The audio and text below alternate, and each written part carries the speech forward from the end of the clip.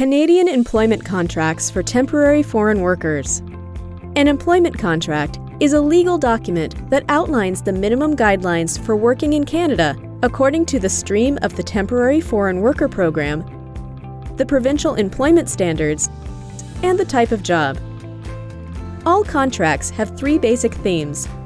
Theme 1. Work duties.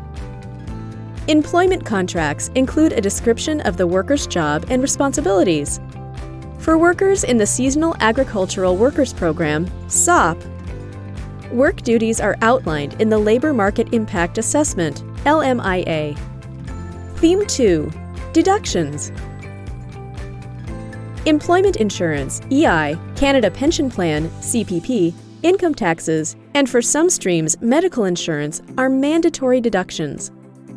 Other deductions may apply to some workers, such as rent, only in BC, or part of the flight costs, only outside of BC.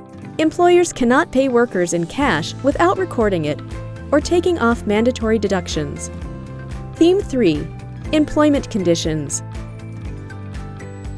This section includes information on hours of daily work, wage rates, and overtime, which are regulated by the province of employment.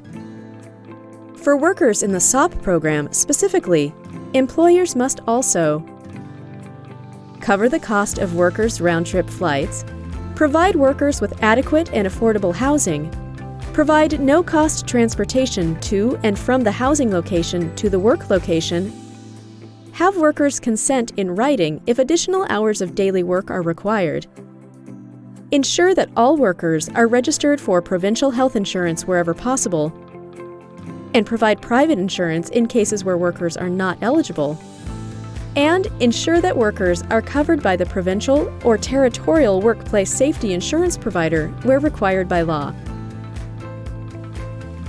The SOP has a standard, mandatory contract that cannot be altered without formal permission from both the Canadian and Mexican governments. The contract must be signed by both the employer and the worker. Remember that employers must respect what is written in the contract and in the LMIA application. Employers should not require workers to perform job duties that they have not been trained for. And workers can refuse work if they have not been trained or it is unsafe.